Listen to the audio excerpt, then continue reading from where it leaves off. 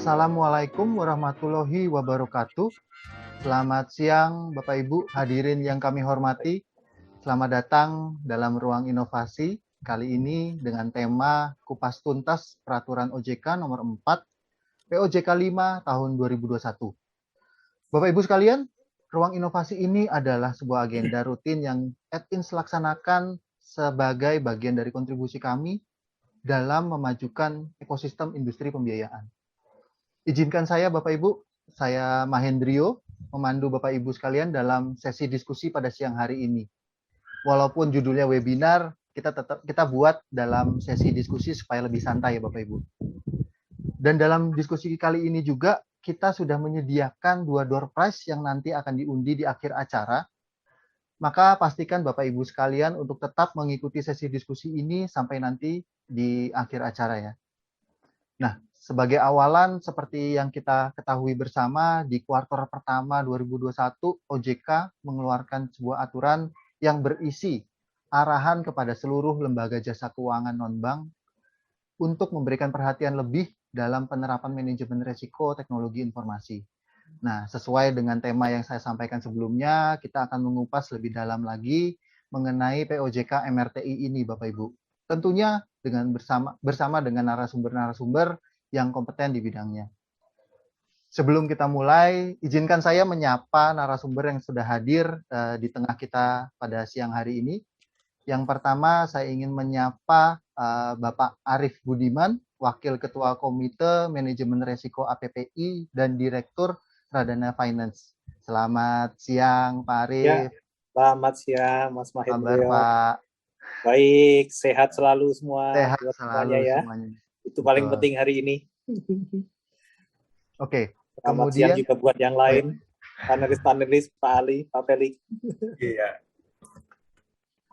Oke, kemudian yang kedua, saya ingin juga menyapa selamat siang kepada Pak Felix Preselius, IT Division Head PT Wahana Otomitra Multiharta. Selamat siang, Mbak. Selamat siang juga buat panelis yang lain, Pak Ali, Pak Arif, dan juga teman-teman semua yang ikut hadir di sini. Selamat siang, Pak Felix. Selamat siang. Kemudian yang ketiga, saya ingin menyapa Pak Panji Wasmana, Direktur National Technology Officer at Microsoft. Selamat siang, Pak Panji. Apa sudah hadir di tengah kita? Belum ada ya? Oke, belum.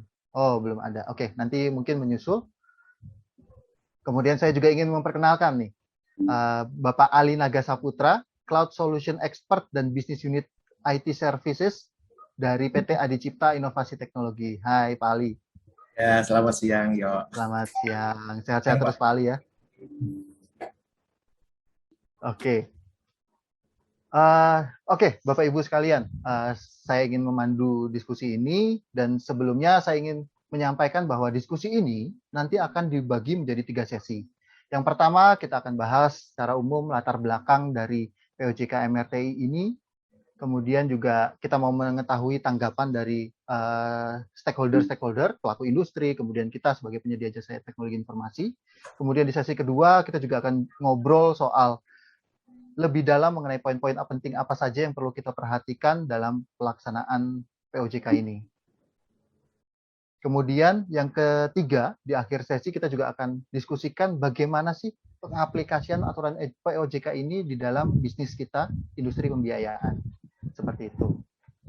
Bila Bapak Ibu ingin menyampaikan pertanyaan, dapat langsung menggunakan fitur Q&A yang sudah ada di dalam kolom chat Bapak Ibu. Silakan letakkan, taruh pesan Anda, pertanyaan Anda, untuk nanti kami akan bacakan di akhir sesi. Mari kita mulai, Bapak-Bapak panelis, sudah siap ya? Kita santai aja. Ya, nggak ada ibunya ini ya hari ini. Oh, nggak ada ibunya. Oke, untuk pertanyaan pertama ini saya ingin bertanya nih, dimulai ke Pak Arif. Pak Arif, kalau boleh disampaikan, apa sih kira-kira yang menjadi latar belakang aturan nomor 4 POJK 5 tahun 2021 ini mengenai penerapan manajemen risiko dalam penggunaan teknologi informasi oleh lembaga jasa keuangan non-bank? Mungkin bisa disampaikan, Pak. Oke, ya sebenarnya kalau kita lihat POJK nomor 4 tahun 2021, manajemen risiko terkait dengan penggunaan teknologi informasi ini, terutama untuk lembaga jasa keuangan non-bank, dan ini juga untuk biasanya untuk perusahaan pembiayaan, itu munculnya tidak tiba-tiba, Mas. Jadi sebenarnya kalau kita runut, ini memang background-nya adalah yang pertama karena ada perkembangan teknologi informasi yang berkembangnya sangat pesat. Ya, apalagi di era pandemi ini perkembangannya makin pesat lagi ya. Betul. Dan juga kita tahu bersama ada fintech dan lain-lain ya. Nah, sebenarnya terkait dengan hal ini tentunya kebutuhan perusahaan atau lembaga jasa keuangan non-bank untuk menjalankan kegiatan usahanya berbasis teknologi akan semakin meningkat ya. Dan kalau kita ingat mungkin ini berawal dari POJK tahun 2014 sebenarnya. Di mana pada waktu itu penyelenggaraan usaha di POJK 29, mungkin di rekan-rekan perusahaan pembiayaan udah hafal dulu ya, itu awal-awal tahun keluarnya regulasi, itu ada persyaratan yang terkait dengan sistem. Itu aja cuma ada 2. Yang pertama pada waktu itu di POJK 29 menyatakan itu di pasal 58 seingat saya, untuk perusahaan yang memiliki lebih dari 5 cabang, ya, ini hanya digunakan untuk perusahaan pembiayaan atau yang memiliki lebih dari 5 cabang, wajib mempunyai sistem informasi dan teknologi yang terintegrasi. Ya kan? Itu satu. Kemudian hal ini diperluas lagi karena regulasi POJK 29 juga berkembang menjadi POJK 35 tahun 2018. Jadi 4 tahun berserangnya muncul POJK 35. Nah, terkait dengan pemanfaatan teknologi informasi ini mulai naik. Selain tadi ada mempunyai sistem informasi yang terintegrasi, ada tambahannya. Di pasal 19 sudah dimunculkan tambahannya, udah memiliki SOP terkait dengan pemanfaatan teknologi, kalau pakai kegiatan usahanya pakai berbasis teknologi juga. Udah punya SDM yang memiliki latar belakang keahlian, teknologi informasi, itu udah muncul di POJK 35. Udah memiliki lagi, diminta untuk memiliki teknologi yang handal dan aman. Nah, ini handal dan aman ini jadi diskusi berikutnya di regulasi berikutnya ya. Nah, tujuannya handal dan aman pada waktu itu latar belakangnya juga sama untuk melindungi kepentingan perusahaan pembiayaan dan juga konsumen serta stakeholder lainnya ya. Nah, dan di POJK 35 2018 sudah muncul juga memiliki pusat data dan pusat pemulihan bencana atau DRC di Indonesia. Ya, jadi di POJK 35 sudah muncul amanat mengenai misalnya ada data center dan DRC. Tetapi memang belum diatur lebih lanjut. Sehingga nanti akhirnya terkait dengan teknologi ini pemanfaatannya tentunya muncul risiko-risiko ya yang harus diantisipasi ya baik dari sisi konsumen, dari sisi penyelenggaranya maupun dari para pihak yang terkait muncullah bagaimana mengelola risiko bisa tercapai sasarannya Kak, quote-unquote ke sana ya. Nah, muncul namanya POJK 44 tahun 2020 mengenai penerapan manajemen risiko ya, di mana salah satu sistem itu masuk kategori risiko operasional ya, pengelolaan sistem tadi. Ya, di situ. POJK 44 2020 dilanjutkan dengan adanya SEOJK nomor 7 tahun 2021. Ya, jadi tahun ini keluar SEOJK-nya, di dalamnya membahas tentang sedikit lebih dalam dan mengenai risiko sistem tadi, akhirnya karena saking kritikal, saking pentingnya di era sekarang, muncullah ada POJK tersendiri. Makanya muncul POJK nomor 4 2021. Jadi ini sebenarnya perjalanan dari 2014 ke sini itu memang pergerakan regulasinya ya mengikuti perkembangan zaman ya. Mungkin OJK melihatnya seperti itu dan memang sudah saatnya juga teknologi itu menjadi concern utama karena risikonya juga cukup tinggi. Kira-kira begitu, Pak Mahendra. Oh, oke. Artinya pemerintah juga punya blueprint ya Pak yang sudah dibuat dari sejak awal. Dari awal kita lihat dari POJK 29 itu sampai hari ini di POJK 4 2021 tentang bagaimana perkembangan teknologi, pemerintah juga selalu mengikuti perkembangan teknologi yang ada dan melindungi kepentingan-kepentingan memang khususnya perlindungan data juga tadi ya. Ya. Memang kelihatannya memang benar-benar ya update juga ya regulatornya juga gitu sih. Kalau melihat ini memang ada roadmap-nya saya lihat. Oke. Sebelum kita lanjutkan, saya mau say hi dulu. Pak Panji sudah hadir di tengah kita. Selamat siang, Pak Panji. Ya, Selamat siang, Pak Rio. Terima kasih banyak. Saya mohon maaf sekali tadi Bapak Ibu, saya sudah ada di ruangan 10 menit sebelumnya, tapi karena kesalahan memilih link, ternyata saya menjadi peserta dibandingkan menjadi panelis. Terima kasih Pak Rio, kemarin Pak Arif, dan Pak Felix, dan Pak Ali. Terima kasih Pak. Iya, Pak. Monggo, Ya. kita lanjutkan lagi. Oke, itu tadi dari Akil APPI. Saya ingin juga melihat tanggapan dari pelaku industri, mungkin dari Pak Felix. Kalau menurut Bapak, dari pandangan perusahaan multi-finance, bagaimana tanggapannya terkait aturan POJK ini, Pak? Khususnya yang POJK 4 tahun 2021. Oke, thank you Pak Rio. Kalau berdasarkan pemahaman kami dari multi-finance, terkait POJK ini ada 3 garis besar yang harus kami perhatikan. Yang pertama itu yang paling penting ada pengawasan aktif. Pengawasan aktif itu baik dari manajemen maupun dari komisaris atau dari yang dicantumkan di POJK yang baru ini ada Komite Pengarah Teknologi Informasi, Pak. Di mana kita harus ada update rutin ya, setahun minimal 4 kali update rutin terkait pengembangan proyek, terkait aplikasi, ataupun juga terkait blueprint kita yang kita mau kembangin apa aja di kedepannya. Nah, di situ juga komite-komitenya juga bisa memberikan masukan terkait gimana pelaksanaan teknologi informasi yang sudah berjalan di perusahaan pembiayaan itu sendiri. Nah, kemudian yang kedua, yang salah satu yang tadi juga sudah disampaikan yang cukup penting, kalau dulu itu memang belum diatur untuk data center ya, di mana data center maupun DRC itu harus ada di Indonesia saat ini. Nah, oleh karena itu, ya, yang pasti multi-finance harus menyiapkan tuh data center maupun DRC di Indonesia.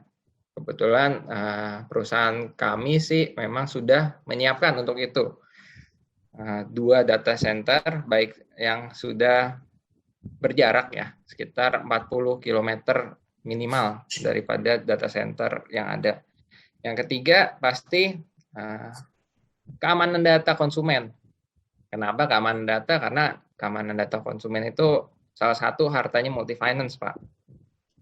Harta multi-finance ya, kalau itu bisa jadi yang namanya kita nyari cuan lah ya. Nyari cuan pasti dari konsumen, kalau kita nggak punya konsumen, kita nggak punya AR. Yang pasti kita harus melindungi data mereka. Jangan sampai ya, kita sering dengar di berita, datanya jebol sana-sini gitu kan. Nah, itu dari situ akhirnya kita harus ningkatin security, Pak. Security, data center kita bukan cuma ada doang data center, tapi kita harus memastikan security-nya baik, dari perangkat security maupun dari orang yang mengelola security harus mengerti bagaimana pengelolaan security itu. Ya akhirnya memang kita semakin lama semakin kita ditutup untuk memperbaiki diri, dan akhirnya kita akan lebih baik lagi sih Pak, kalau menurut kami dari multi-finance, dari perusahaan kami sendiri. Oke, thank you. Terima kasih Pak. Tanggapannya berarti ada tadi 3 poin penting ya. Pengawasan yang aktif artinya secara berkala melaporkan, menyesuaikan dengan blueprint yang sudah ada dibuat sebelumnya.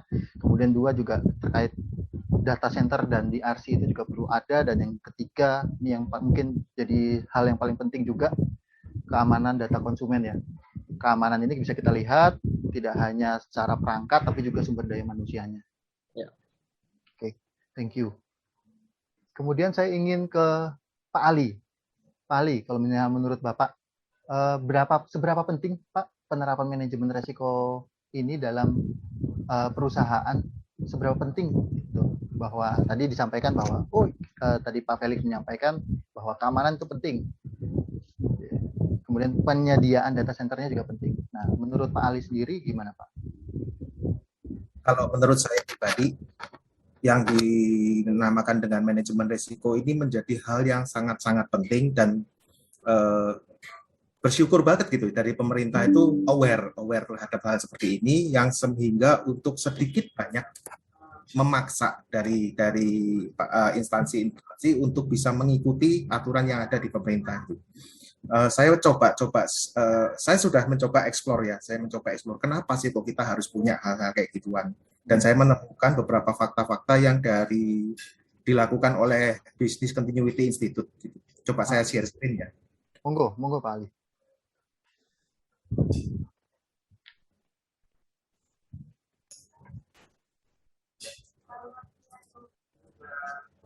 Ya, apa sudah kelihatan? Sudah Pak Ali. Ya, gini. Ya, jadi ini data yang saya dapatkan dari Business Continuity Institute berdasarkan reportnya mereka di tahun 2018. Kebetulan saya belum berhasil mendapatkan data yang terupdate saat ini. Nah, di sini ditemukan datanya itu adalah 83% organisasi itu sudah mempunyai fungsi di dalam organisasinya itu untuk business continuity, 83%. Namun sayangnya 26% tidak tahu konsekuensinya apa. Pokoknya gua disuruh bikin ya bikin aja gitu. Harus punya ya punya aja gitu. Dia nggak tahu.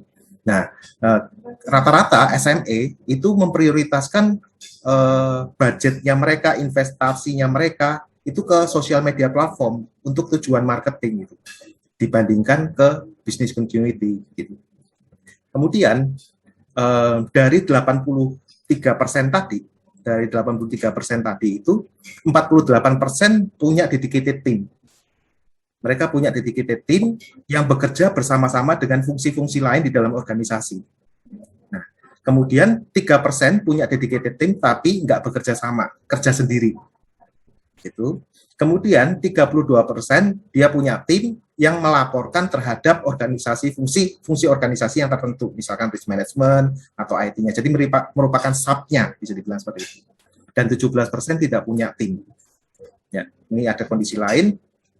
Nah, berdasarkan survei juga,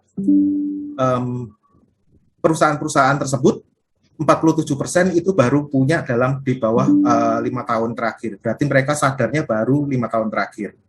Kemudian 25% itu sudah 6-10 tahun, dan selanjutnya adalah 11-15%, 13% di 11-15 tahun, dan sisanya 16 tahun ke atas. Jadi ada yang sudah lama nyadar harus punya gitu, dan atau entah melalui peraturan dan lain-lain sebagainya. Tapi ada yang banyak 47% ini yang bagian banyak itu baru nyadarnya belakangan.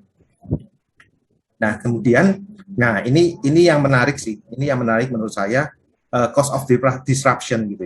Jadi mungkin banyak yang belum sampai menghitung ke sini. Jika terjadi disruption, jika terjadi masalah, gitu kan, berapa sih kerugian saya gitu.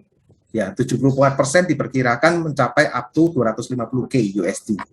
Dan 15% mencapai up to 1M, dan selanjutnya 11% sorry ini typo, 11% di atas 1M. Ya, jadi disinilah pentingnya yang namanya manajemen resiko gitu. Jangan sampai kerugian-kerugian seperti ini terjadi oleh karena kelalaian kita dalam memikirkan bagaimana bisnis continuity gitu. Kadang-kadang kita terlalu fokus atau apa sebagainya, banyak company yang terlalu fokus terhadap bagaimana saya memboost revenue saya gitu. Tapi tidak lupa seperti yang tadi Pak Felix bilang gitu ya, harta yang luar biasa berharga gitu kan, data-data customer itu bagaimana harus dijaga gitu. Nah, kadang-kadang itu kita tidak terpikir gitu. Nah, oleh karena itu peraturan OJK ini sangat-sangat penting buat kita untuk bisa kita terapkan bersama. Kayak gitu Pak Yo, yang bisa saya. Thank you.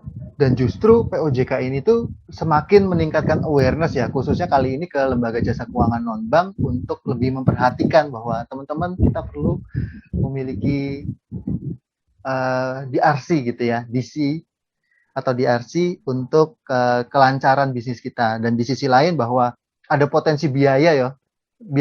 Ternyata di belakang itu kalau misalnya terjadi disaster tersebut, gitu ya Pak Ali ya.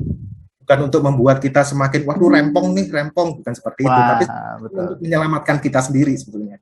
Betul, setuju sekali. Bagaikan pelampung itu Pak, atau kapal sekoci itu. Pak Felix tadi data hilang semua, nagihnya bingung ya Pak Felix ya. Mau cuan ya. Bingung nagih ke A berapa, ke B berapa gitu. Oke. Oke, kemudian saya juga mau minta pendapat ke Pak Panji, bagaimana kesiapan perusahaan dan penyedia jasa cloud terkait aturan ini, Pak, POJK Baik. MRTI ini. Baik, terima kasih ya, Mas Rio. Sangat menarik sekali mendengar paparan dari Pak Arief, kemudian dari Pak Felix terkait dengan perspektif dari betul-betul pengusahanya sendiri seperti apa, dan tadi Pak Ali meng-highlight betapa pentingnya dari sisi risk. Izinkan saya menyampaikan dari perspektif sebagai cloud service provider. Beberapa statement saya mungkin spesifik terhadap standpoint Microsoft, akan tetapi kebanyakan konsep ini diterapkan juga di cloud service provider yang lain, sehingga bisa kita anggap sebagai sebuah statement generik yang bisa kita diskusikan lebih lanjut. Saya mohon izin untuk sharing screen saya untuk lebih Silakan. memperjelas konteksnya sebentar ya. Nah, ini saya nggak pernah pakai. Problem saya terbesar adalah tidak pernah menggunakan Zoom dengan baik. Sebentar. Sudah bisa lihat layar saya, ya? Bapak? Dilarang kalau dari situ. Bisa lihat layar saya? Sudah, Pak. Iya, sorry, saya coba view yang ini aja. Baik. Jadi kebanyakan teman-teman dari service cloud provider itu perspektifnya adalah lebih dari sisi RAS ya, reliability, availability, dan serviceability. Nah, jadi ketika kita bicara reliability, maka konteks yang kita munculkan itu adalah bagaimana menyediakan infrastruktur yang redundant, infrastruktur yang reliable bagi para penggunanya, termasuk tentunya dari sisi financial sector industri yang membutuhkan reliability yang sangat tinggi. Nah, yang biasa yang kami lakukan itu adalah memperbanyak coverage dari sisi resources yang kami miliki. Jadi contohnya di sini kalau saya ambil contoh dari produk kami, dari Microsoft, yaitu Azure, kami ada di 60 region. Nah, region ini menunjukkan bahwa dan lebih dari 100 data center deployment across the world. Tujuannya apa sebenarnya? Ini untuk memperlihatkan bahwa apabila terjadi sebuah disruption di dalam satu titik data center kami, maka dengan distribusi secara geografis ini menguntungkan apabila terjadi catastrophic event di dalam satu area, ya amit-amit gitu, katakanlah terjadi bencana alam sehingga seluruh Pulau Jawa kolaps gitu, misal amit-amit jangan sampai, atau blackout selama 1 hari 1 malam di seluruh Pulau Jawa. Seberapapun kita punya data center dengan region yang 3 DC di dalam satu area yang sama di satu pulau, and then the case kita betul-betul blackout saat itu, dan ini yang menjadi masalah dari sisi reliability, dan ini yang umumnya menjadi strategi awal dari rekan-rekan di cloud service provider. Dan Pak Panji, sorry, yes, boleh dimasukkan ke presenter view supaya mungkin boleh kelihatan ya. Sebentar.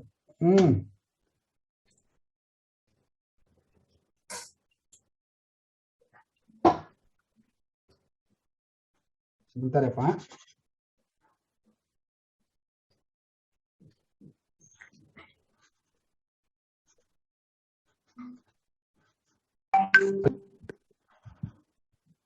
Halo? Halo, ya?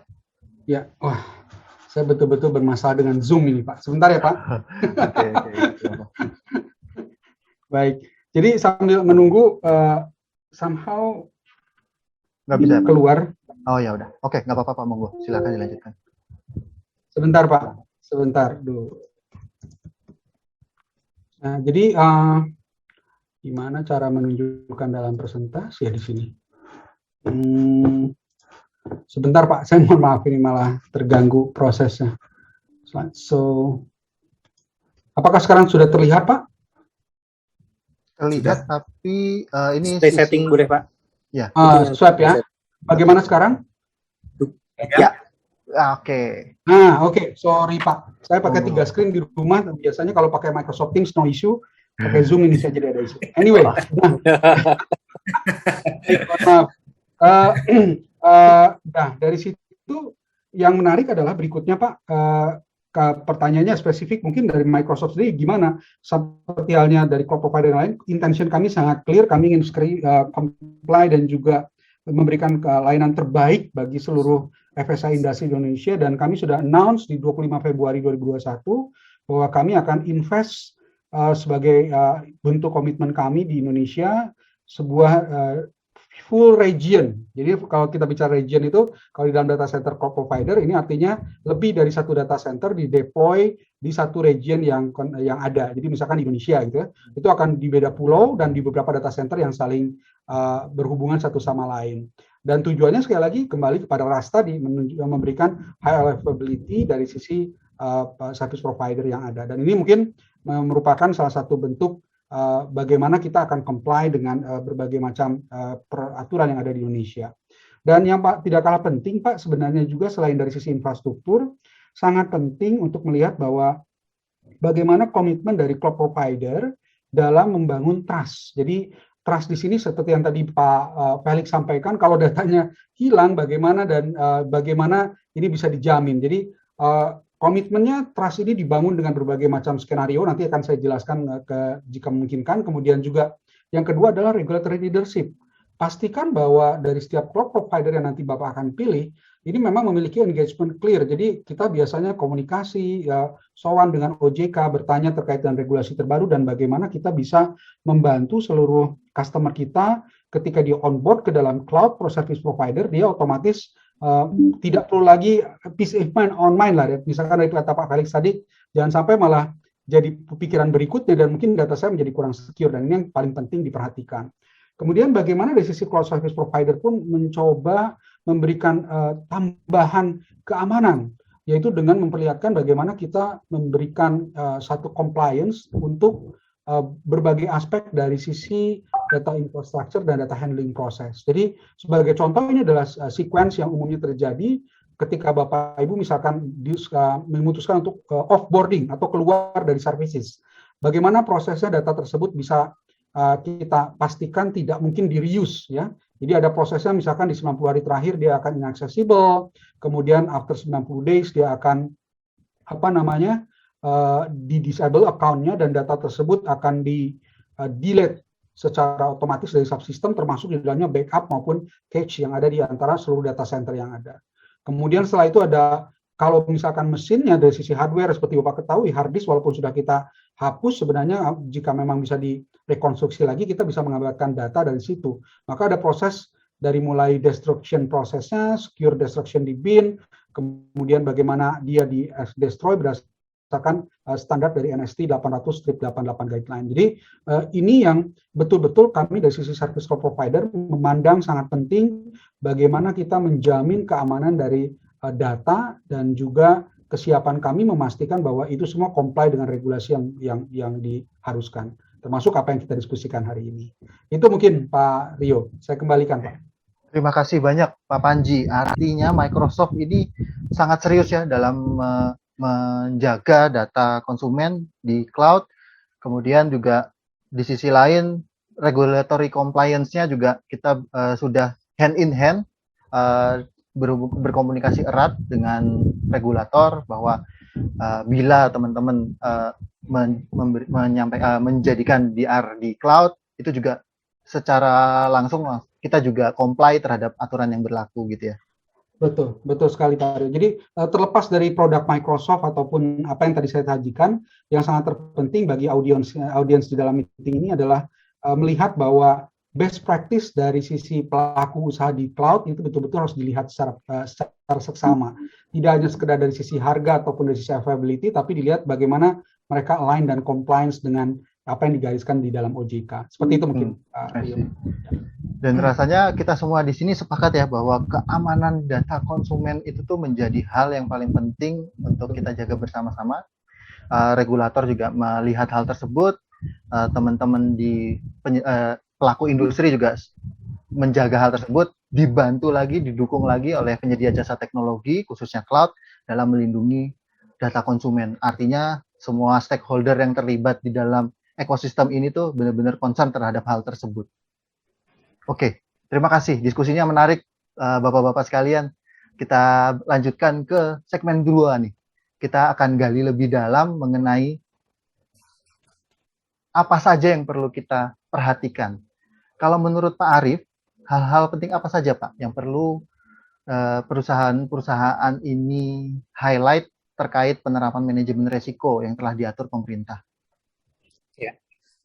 Ya, kalau kita tahu bersama di teori manajemen risiko itu, ini berangkat dari teori, itu akan efektif jika implementasinya adalah top down, artinya dari atas ke bawah. Nah, ya, jadi dari atas ke bawah. Nah, makanya sebenarnya kalau bicara tentang hal itu, kita sudah diatur oleh regulatory. Tadi sudah disampaikan di beberapa menyampaikan dari Pak Ali juga, ini di drive oleh regulator. Wah, itu akan cepat. Bagus kan? Dari surveinya begitu ya Pak Ali tadi ya.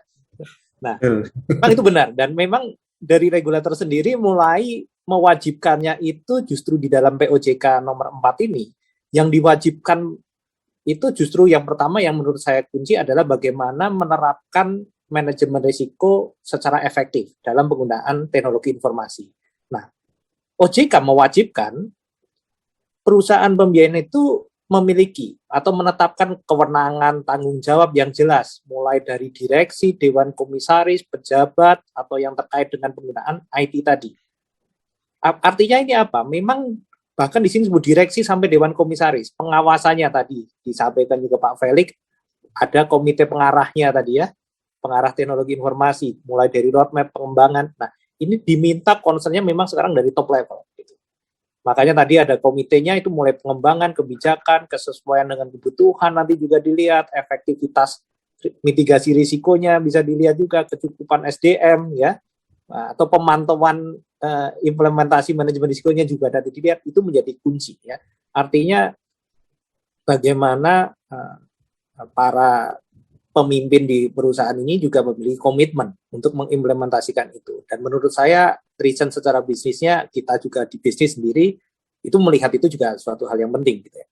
Yang kedua, pasti yang dimunculkan di POJK adalah planning. Karena kita tahu bahwa yang namanya perubahan terkait pengembangan teknologi informasi ini tidak bisa dirubah secepat mungkin. Gitu ya. Makanya di situ dimintanya adalah rencana pengembangan yang bisa mendukung kegiatan usaha. Jadi OJK juga meminta itu, karena ini akan berkelanjutan. Ya, kalau tadi dibahas peraturannya aja berkelanjutan, saya yakin nanti juga ada ketentuan lanjutannya lagi. Ya, makanya terkait dengan kebijakan udah diatur juga di OJK mengenai salah satunya manajemennya bagaimana, pengadaannya termasuk developmentnya itu harus bagaimana, operasional bagaimana, jaringan komunikasi, kemudian tadi security, ya. Kemudian yang diatur lagi mungkin bukan DRC ini yang diatur di POJK, DRP atau rencana pemulihan bencana. Jadi sebelum kita memiliki disaster recovery center, kita harus memiliki DRP ya, disaster recovery plan, gitu kan. Nah, artinya ini planningnya dulu, berarti memang kita diajak di sini mulai dari planningnya harus sudah mulai berjalan. Kemudian bagaimana juga ini berinteraksi dengan penggunaan pihak penyedia jasa teknologi informasi. Jadi ini multi-finance diatur juga. Kalau kerja sama tempatnya Pak Ali ini harus bagaimana gitu ya. Agreement-nya itu diatur nih.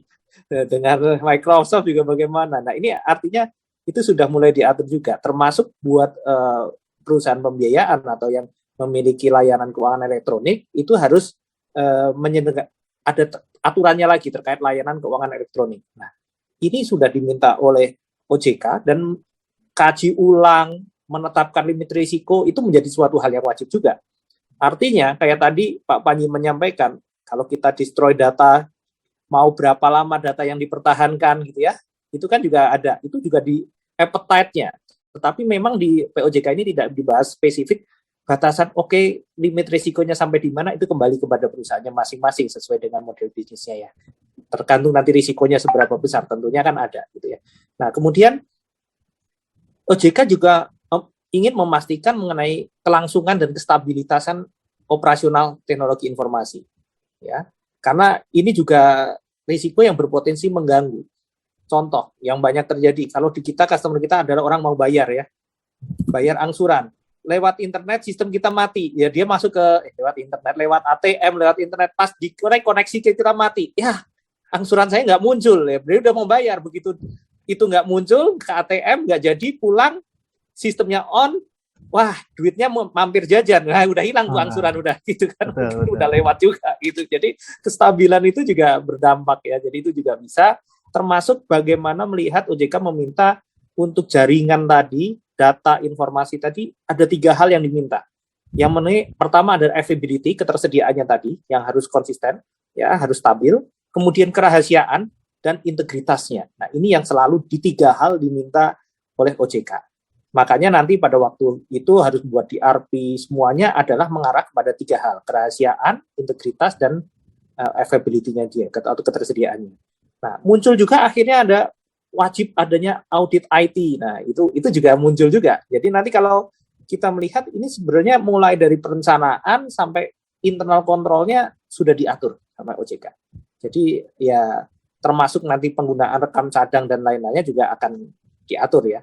Ya, jadi kalau nanti ada DRP otomatis menyampaikan ada istilah kita harus membuat bisnis impact analysis gitu ya mungkin, atau nanti kita akan menetapkan recovery point objektif, recovery time objektif ya, itu yang juga nanti tentunya harus menjadi concern seluruh perusahaan ya, kira-kira begitu. Oke, terima kasih. Terima kasih Pak Arief, sorry. Artinya OJK ini sudah melihat secara komprehensif ya Pak ya, bahwa dalam penerapan manajemen risiko teknologi informasi ini tuh harus menjaga berbagai hal. Ya, tadi disampaikan ketersediaan sistemnya, kemudian kerahasiaan informasi, kerahasiaan datanya, and then integritas datanya. Seperti itu. Oke. Kemudian saya ingin ke Pak Felix. Di tempat kita ingin minta sharing Pak, mungkin bagaimana cara menerapkan manajemen risiko pada perusahaan multi-finance, khususnya di WOM ya Pak ya.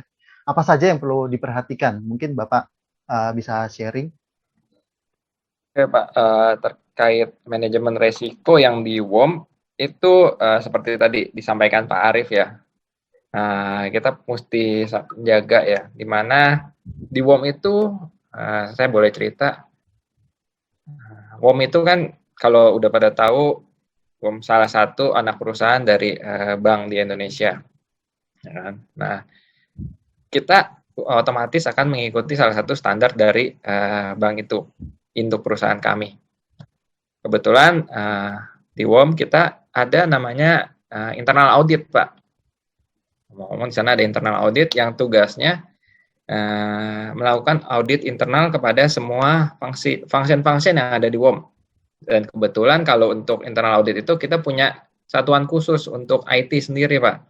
Dan good news-nya, IT itu di WOM itu setahun 4 kali kita diaudit sama internal audit. Dan kedua, ya selain ada internal audit, kita juga biasanya ada audit eksternal. Kita pakai salah satu audit eksternal yang cukup terpercaya lah di WOM di Indonesia. Setahun itu 2 kali. Dan juga sama induk perusahaan, terkadang kita diaudit lagi setahun sekali. Jadi kalau namanya IT udah bosan-bosan tuh Pak, sampai setahun bisa 7 kali, bisa 2 bulan sekali kita langsung kena audit. Jadi agak ya banyak waktu lah yang mesti kita prepare. Kalau kita nggak prepare namanya manajemen resiko, kita pasti habis. Audit kita ya, kalau kita mau ngomong udah nilainya jelek, jeblok lah, udah pasti KPI kena ya, kemana-mana gitu. Nah, cuman gimana caranya biar IT itu bisa menjaga itu, memberikan hasilnya auditnya. Kalau di saya mewajibkan anak-anak kalau lo nggak satisfactory, udahlah, mendingan siap-siap aja apa yang perlu dirapiin gitu. Ya kan? Nah, akhirnya kita bikin satu departemen sendiri Pak di IT, ada departemen QA, Quality Assurance. Nah, dia itu melakukan untuk memantau semua aktivitas yang ada di IT, terkait di IT, baik dari aktivitas, ya kalau kita ngomong manajemen risiko pasti ada security, jadi dia harus ngelihat yang namanya firewall, ada breach atau enggak, terus kemudian kita juga mesti lihat log yang masuk ke server. Nah, di sana kita udah ada aplikasi PAM, Privilege Access Management. Jadi dikontrol setiap hari, harus bisa melihat, terus kemudian juga dia harus ada segregation of duty, harus ada yang request dan approve baru bisa akses gitu. Ya, akhirnya at the end of the days awalnya memang mungkin berat ya, tapi kalau kita udah terbiasa ya udahlah, akhirnya jadi ya kebiasaan aja. Sama kayak sekarang misalkan kita di rumah yang WFH dulu kita bingung nih, kalau pas kita belum ada pandemi nggak kepikiran kan. Akhirnya sekarang kita udah setahun setengah WFH udah terbiasa. Mau ngapain juga terbiasa. Ya kita bentuk habit di mana personal IT itu memahami mereka itu harus jaga semua apapun yang mereka kerjakan itu quote and quote dipantau. Kalau mereka sampai melanggar integritas, ya pasti ada punishment-nya sendiri. Nah, selain itu juga akhirnya kita kerjasama sama tim risk management di tempatnya WOM, itu bikin RCSA, risk score yang self assessment. Nah, RCSA itu kita update ke manajemen setahun 4 kali, Pak. Jadi kita bisa lihat loophole apa aja sih yang di WOM yang ada, apa aja yang harus kita kembangin, apa aja yang harus kita tutup. Nah, dari situ kita bikin action plan. Targetnya kapan nih selesai? Kalau ada loophole, ya pasti yang namanya IT semua berkembang. Setiap bulan, setiap waktu, ya pasti ada teknologi-teknologi baru yang akhirnya, atau ada development baru yang harus kita monitor, atau ada server-server baru yang harus kita tambahin. Akhirnya ya itu kita monitor, kita update ke manajemen. Jadi manajemen aware, termasuk ke komisaris juga sih Pak. Gitu. Jadi ya seperti itulah kalau di WOM yang kita coba mengembangkan itu untuk menjaga ya data, memastikan lah dari internal sendiri kita mesti memastikan kita yakin anak kita, tim kita itu sudah melakukan yang the best untuk menjaga data perusahaannya, menjaga data konsumen, gitu, dan menjaga ya infrastruktur IT-nya sih Pak. Oke. Gitu, Oke, bahwa WOM ini seperti journey ya Pak, penerapan MRT manajemen resiko ini seperti perjalanan, terus dilaporkan, terus dievaluasi, kemudian diaudit juga secara internal, memastikan bahwa loophole yang ada itu bisa diperbaiki terus ke depannya. Demi menjaga kesinambungan sistem dan juga tadi kerahasiaan informasinya. Oke. Terima kasih Pak Felix. Saya juga ingin bertanya ke Pak Ali mengenai dari aturan POJK ini, Pak Ali. Dikatakan perusahaan wajib memiliki rekam cadang, pusat data, pusat pemulihan bencana. Boleh dijelaskan nggak Pak Ali? Mungkin teman-teman di sini juga sudah baca POJK-nya, cuman mungkin perlu di-refresh lagi atau perlu dijelaskan kembali. Gitu. Monggo, Pak Ali. Kalau pertama tadi kan adalah rekam cadang ya. Mungkin kalau bahasa kita di orang IT umumnya kita bilang backup, data backup gitu kan. Jadi sebetulnya ini adalah salah satu penerapan manajemen risiko yang paling sederhana yang bisa kita terapkan dan mungkin biayanya juga bisa dibilang paling murah. Gitu. Ya, jadi yang dimaksud dengan backup data itu adalah bagaimana caranya kita menyelamatkan data-data kita menjadi ke dalam format yang lain. Misalkan itu berupa itu formatnya mungkin disk atau mungkin sifatnya tape atau apapun juga, atau mungkin juga bisa cloud backup gitu, mungkin bisa dengan Microsoft atau Azure gitu ya gitu. Itu adalah salah satu metode yang paling sederhana gitu. Jadi itu backup caranya juga paling sederhana, penerapannya paling mudah gitu. Nah, sekarang kalau kita bicara soal yang namanya data center ini agak lebih kompleks. Data center ini bukan bicara soal manajemen risiko ya. Data center ini adalah bicaranya soal bagaimana kita bisa mempunyai infrastruktur yang lebih komprehensif untuk bisa menyimpan data-data kita dengan baik. Nah, dalam menggunakan data center, memilih data center tepatnya, dalam memilih data center atau memilih mungkin disaster recovery center itu nanti yang tadi dengan istilah pusat pemulihan bencana ya kalau dalam bahasa Indonesia. Saya mencoba menerjemahkan dulu gitu. Ya, jadi yang perlu kita perhatikan itu komponen-komponen pentingnya itu pertama adalah konektivitas ya.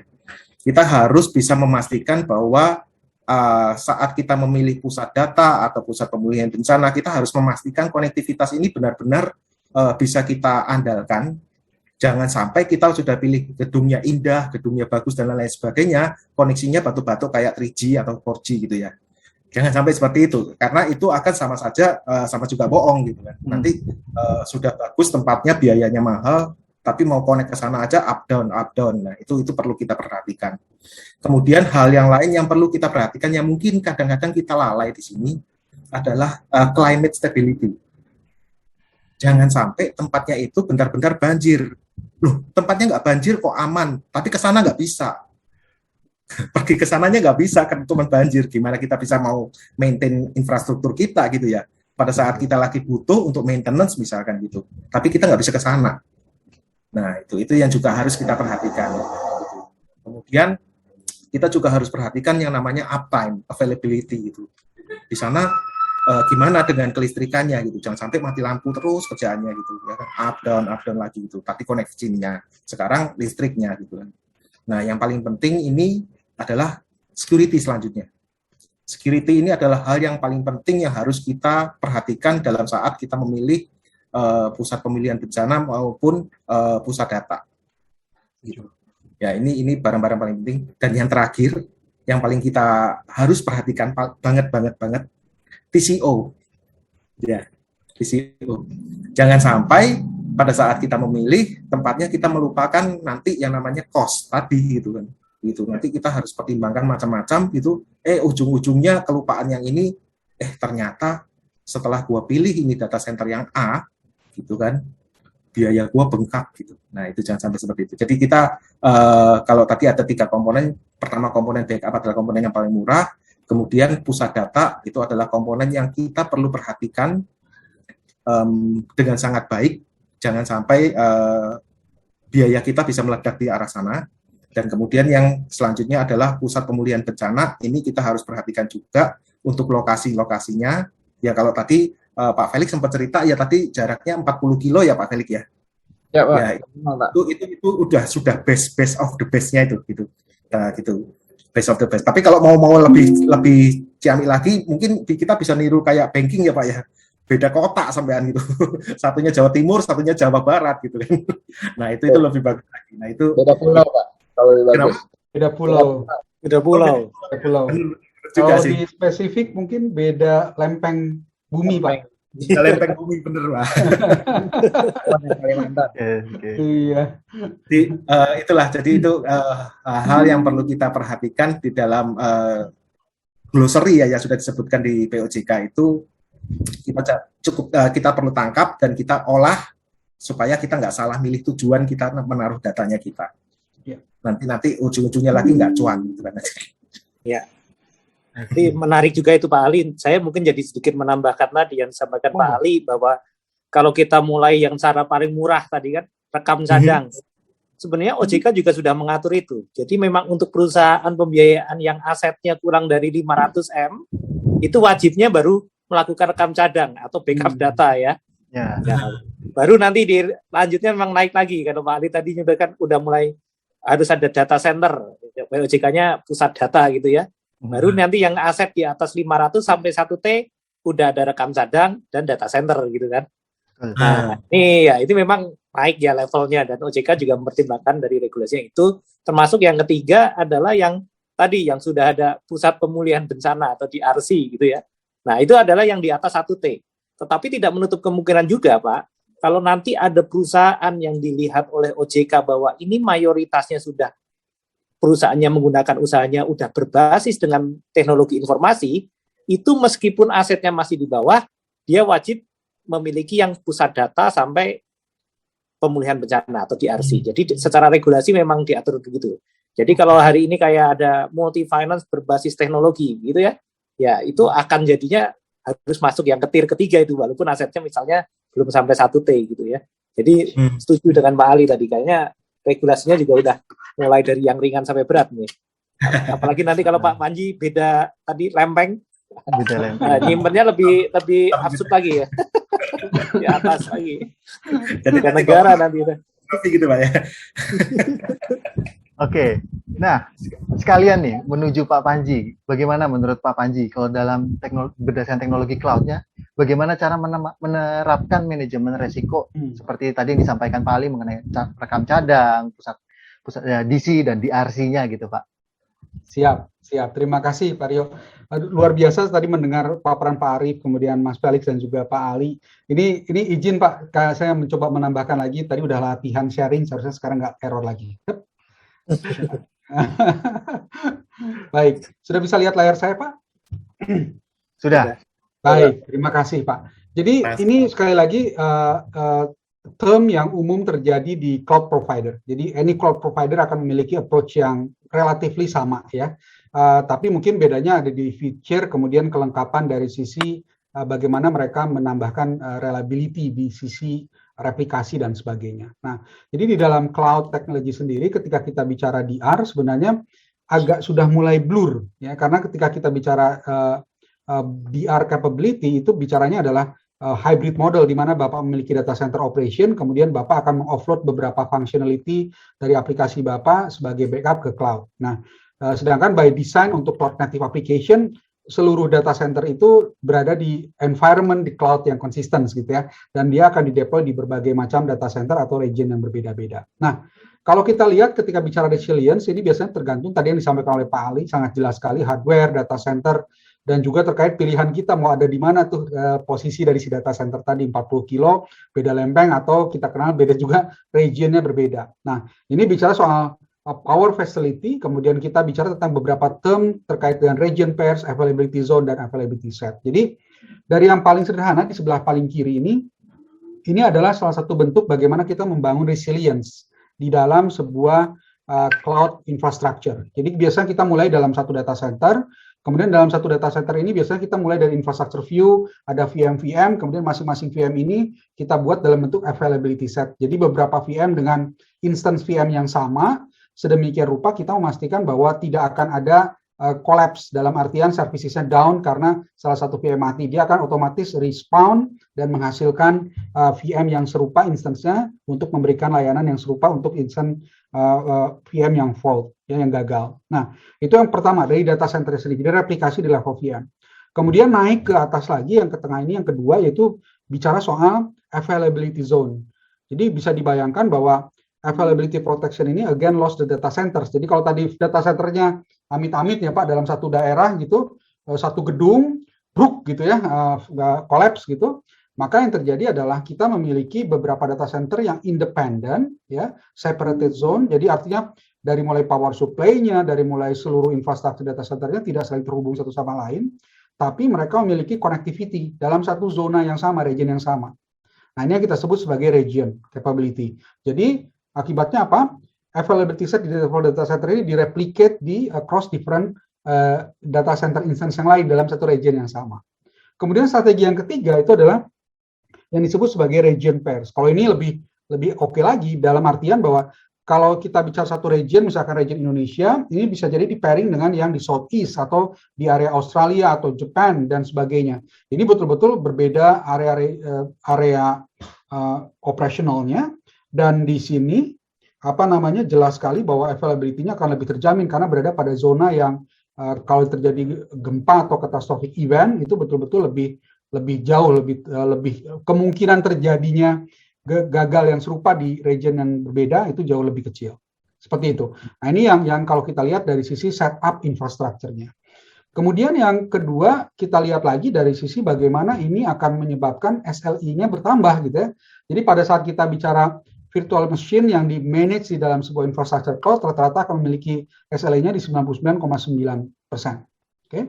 Kemudian ketika kita bicara terkait dengan availability set dan availability zone, mereka akan naik lagi di digit berikutnya 95% sampai dengan 99%. Dan di region ini bisa dikatakan hampir always on performance evaluation-nya. Jadi ini tergantung kembali lagi kepada tadi Pak Ali sampaikan, TCO-nya mau ada di mana, bagaimana deployment modelnya, tergantung kepada skenario bisnis yang ingin Bapak Ibu capai. Jadi ini kurang lebih biasanya skenario yang ada di cloud infrastructure. Nah, tapi perlu saya sampaikan juga, ketika kita bicara risk atau managing risk di dalam cloud infrastructure, ada yang kita kenal sebagai shared responsibility. Jadi sangat penting untuk dipahami oleh Bapak Ibu sekalian, bahwa ketika Bapak Ibu memanfaatkan cloud technology, inti utamanya adalah Bapak Ibu mesti memahami di mana dan jenis service apa yang Bapak miliki. Jadi ketika bicara on-prem sebagai contoh, ini semua responsibility dari mulai physical infrastructure, physical security, host infrastructure, network control, ini semuanya di-manage oleh Bapak. Jadi Pak Felix tim pasti ada di sini kalau misalkan bicara soal on-prem. Kemudian ketika bicara infrastructure as a service, ada beberapa set responsibility yang diambil oleh cloud service provider, yaitu misalkan kami, cloud-nya Microsoft Azure. Kemudian ketika kita bicara PaaS, kegiatannya akan berbeda lagi. Jadi responsibility-nya ada di sisi Bapak akan berbeda. Demikian juga dengan SaaS dan seterusnya. Nah, mengapa ini akan menjadi menarik? Ini terkait kembali dengan diskusi sebelumnya yang disampaikan oleh Pak Felix. Complexity di level assessment atau QA yang dilakukan di level IT operation akan juga berubah ketika Bapak engage dengan cloud service provider. Jadi di sini bicara soal set responsibility model, jadi deployment-nya apakah Bapak IaaS, PaaS, dan SaaS, kemudian provider transparency, ini yang perlu sekali rekan-rekan pastikan bahwa seberapa Bapak bisa menerima atau memperoleh informasi lebih terkait dengan deployment yang ada di cloud environment mereka. Bagaimana Bapak bisa melakukan audit, bagaimana Bapak bisa mengetahui kondisi terkait dengan risk assessment yang Bapak lakukan di cloud service provider tersebut. Data localization, privacy, extended supply chain, outsourcing modelnya. Kalau Bapak memang misalkan melakukan ini dengan third party vendor, misalkan analoginya misalkan add-ins, memberikan layanan, add-ins deploy di Azure, bagaimana responsibility ini dijamin oleh add-in sebagai first tier terhadap bisnis Bapak, kemudian second tier-nya adalah Microsoft. Itu yang mesti kita bangun. Kemudian legacy IT dan integration challenge lalu juga bicara soal use different risk framework. Jadi kalau kita lihat risk framework ini udah beberapa sudah mulai di-adjust untuk mengikutkan cloud deployment strategy. Dan karena kenapa ini berbeda? Karena ini tadi Pak, set responsibility model ini. Ini betul-betul berimpact dan perlu disesuaikan dari masing-masing customer untuk risk assessment dan risk portfolio mereka. Jadi ini yang ingin saya highlight kembali Mas Rio dan rekan-rekan sekalian. Cloud sebagai DR adalah satu hal, tapi kembali lagi ketika kita bicara DR, sistem apa yang kita backup, level responsibility apa yang Bapak offload ke sisi cloud provider dan apa yang Bapak pegang, ini benar-benar harus di-assess dengan baik oleh rekan-rekan sekalian. Memang agak sedikit memberikan complexity, tapi again, cloud adalah satu opportunity yang bisa memberikan better security, data protection lebih baik, increase compliance, the higher level of adoption, dan juga economic of scale. Jadi terkait dengan kalimat dari Pak Ali tadi, TCO-nya bagaimana? Nah ini cloud menjadi sesuatu yang menarik bagi kita semua. Itu mungkin Pak, terima kasih, saya kembalikan. Oke, terima kasih banyak Pak Panji, penjelasannya sangat komprehensif dari Bapak terkait bagaimana apa saja sih yang perlu kita siapkan, bagaimana apa saja yang perlu diperhatikan terkait sistem DR gitu ya Pak ya. Oke, Bapak-Bapak, kalau misalnya kita lihat di Q&A sudah banyak, mohon silakan kalau misalnya ada pertanyaan ditaruh di situ, diletakkan di sana. Nanti kita akan di sesi akhir, kita akan masuk sesi Q&A ya Bapak-Bapak sekalian. Oke, saya ingin kita pindah ke sesi berikutnya nih. Bapak-Bapak, kita ngomong lebih detail lagi ke Pak Arif dulu. Pak, saya mau tanya, kan tadi ini juga satu hal yang jadi concern juga Pak. Faktor apa saja yang perlu dipertimbangkan dalam penetapan lokasi DRC? Seperti itu, monggo. Ya, mungkin ini sebagian juga sudah ada dijawab, kita dijelaskan ke Pak Ali juga tadi ya, mengenai konektivitas, kalau ada climate-nya juga, daerah rawan bencana, kemudian bagaimana backup kelistrikan gitu ya, kalau di Indonesia, atau orang sering nyebut biasanya lokasi-lokasi itu kita pakai pendekatan tier 2, tier 3 gitu ya. Ya, kalau kita milih lokasi di RC biasanya nanti akan erat dengan hubungan seperti itu, termasuk security, termasuk jarak ya. Itu tadi mungkin sudah dijelaskan Pak Ali juga, dan bagaimana skema pendekatannya Pak Panji juga sudah menjelaskan secara teknisnya. Betul. Kalau dari saya mungkin sedikit mengelaborasinya adalah dari sisi regulasinya ya Pak Mahendra. Nah, menurut saya kalau yang dari regulasi atur saat ini memang kalau untuk khusus untuk perusahaan pembiayaan aturannya belum sampai ketat ya. Hanya masih mengatakan yang pertama mengenai jarak tidak ada gitu ya. Jadi lebih mengarah ke best practice sama risk appetite masing-masing. Karena kita tahu endingnya adalah ke arah TCO tadi.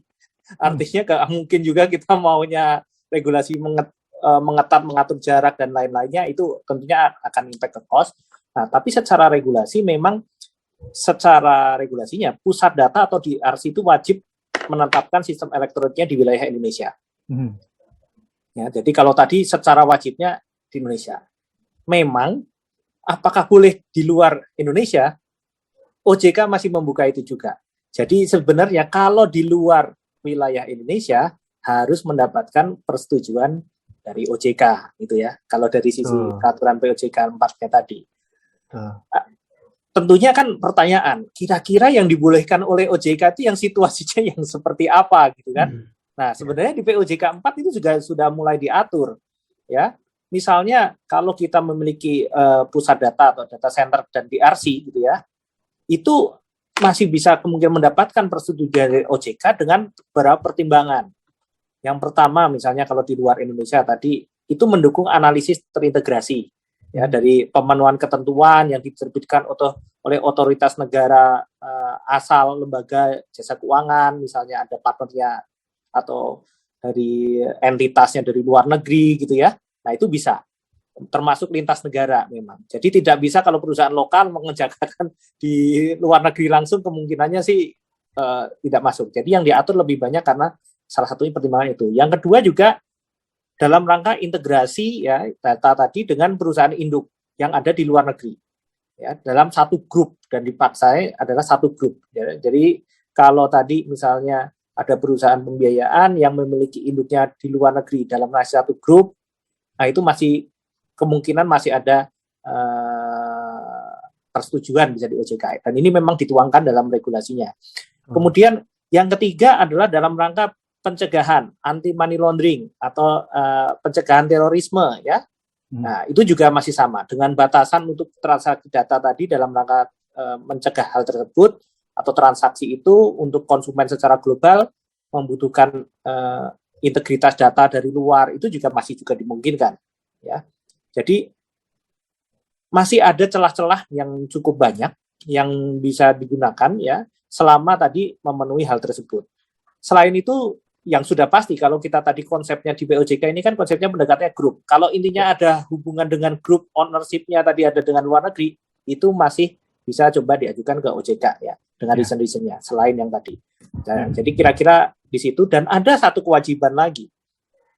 Kalau seandainya nanti waktu mau mengajukan tuh mereka diminta juga mengenai hasil analisis risiko negaranya bagaimana.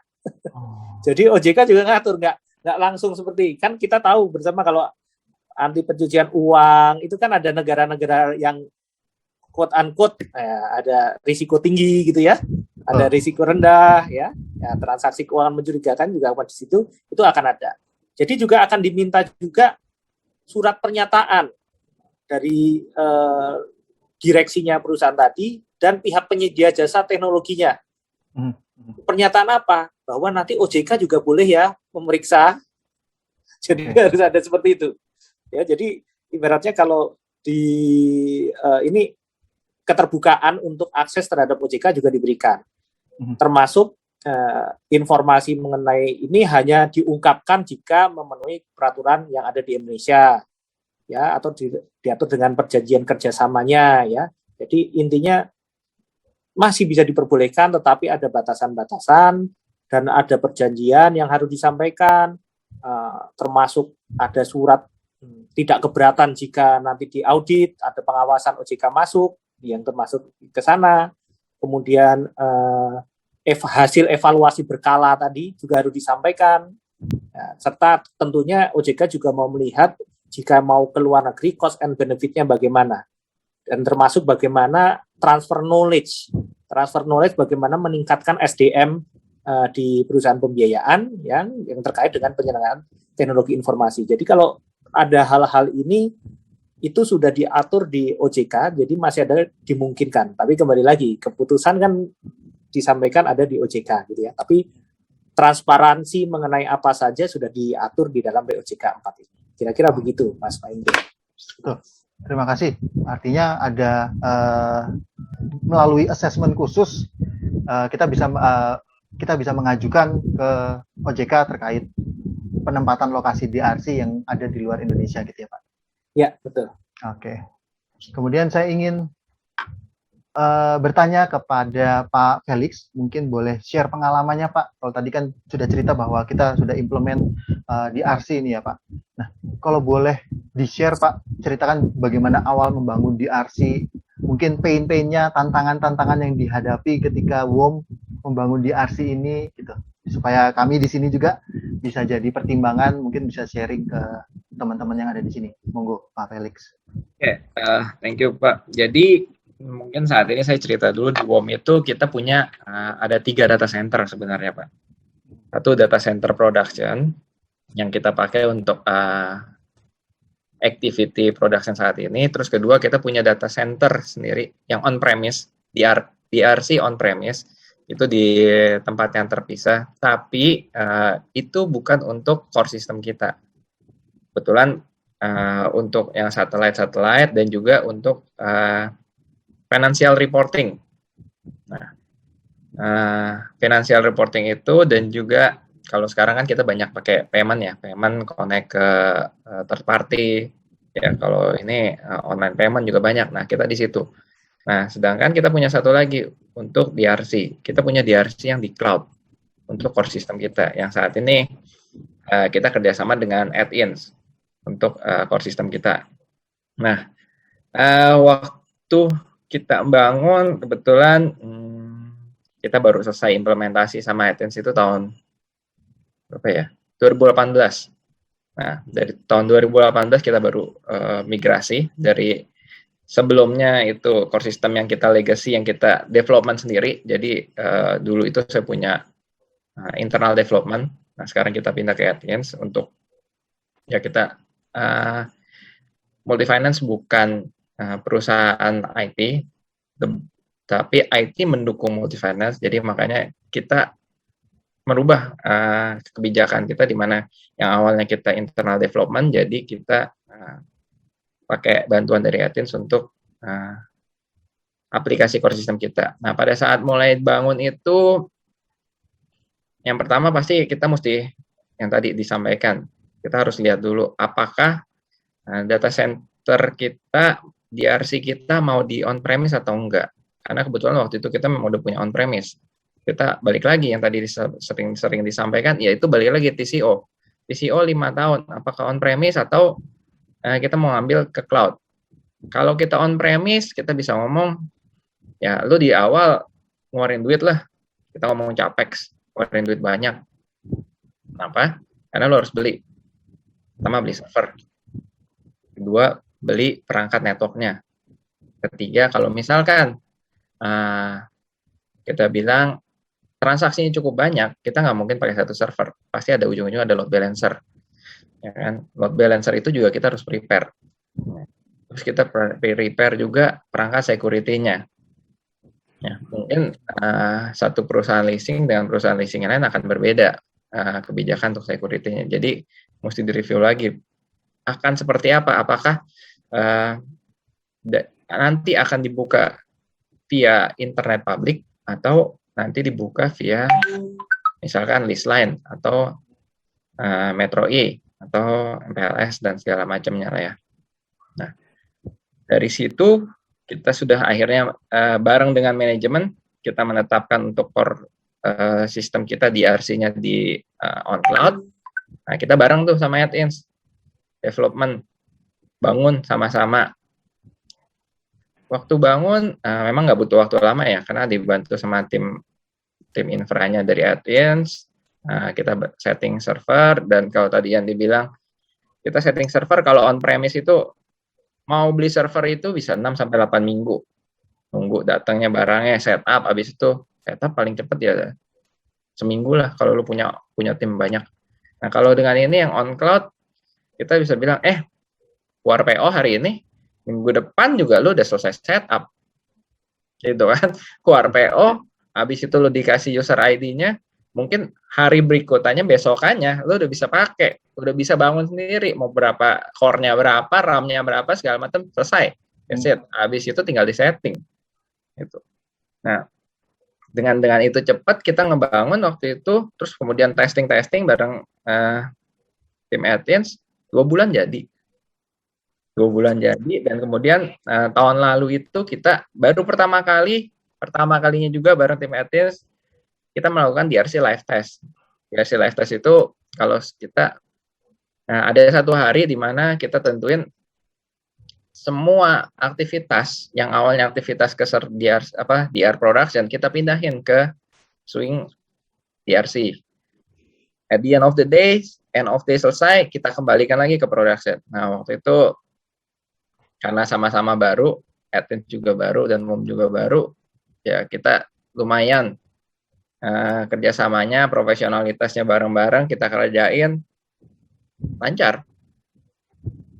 Memang kita ngomong ya pasti ada batuk-batuknya lah ya di awal. Oh, ada yang harus di prepare, misalkan kita UAT dulu lah ya. UAT selesai, after UAT, oh ini harus digedein nih, memorinya ditambahin, nih harus dituning, fine tuning biasalah standar yang akhirnya kita jalanin. At the end of the day, pada saat jalan, ya bersyukur hari itu transaksi kita dapat misalkan anggap kita ngomong 1.000 transaksi masuk ke DRC, terus sorenya pas mau balik kita cek lagi, balikin ke production 1.000 lagi masuk. Ya, kurang lebih seperti itu. Dan yang kita mesti prepare yang pasti ya dari pagi tim IT-nya juga udah harus standby. Kesiapan tim IT-nya untuk menjalankan plan yang sudah diambil keputusan oleh manajemen, apakah DRC-nya mau di on-premise atau mau di on-cloud, karena dua-duanya berbeda. Yang tadi, karena WOM punya dua. Kita udah ngerasain, oh kalau on-premise itu kita ngurusnya seperti ini. Kalau on-cloud kita ngurusnya seperti ini. Gitu. Ya memang tadi yang dibilangkan sama Pak Panji benar. Ada yang porsinya di cloud provider, betul. Tapi kita tetap harus memastikan menjaga, balik lagi, datanya itu nggak keluar, security-nya ya kan balik. Kalau yang di on-cloud itu bisa private cloud, public cloud. Kan? Nah, pada saat pemilihan itu juga, kita harus pertimbangkan, kita mau bawa yang mana. Tuh. Dan juga ya dengan adanya, balik lagi dari Microsoft, semakin hari, semakin banyak nanti yang akan ada cloud provider yang skala internasional yang akan datang nih. Ya, M-nya WOM itu, saya punya M, 2 tahun lagi, kita udah nggak punya data center. Kita nggak pakai data center lagi di on-premise. Kenapa? Ya tadi, ya pasti kita merasakan kalau on-cloud itu ada positifnya, yang jauh lebih better daripada yang harus kita handle kalau on-premise, seperti itu. Nah, dengan adanya nanti datang ya pasti balik lagi ya,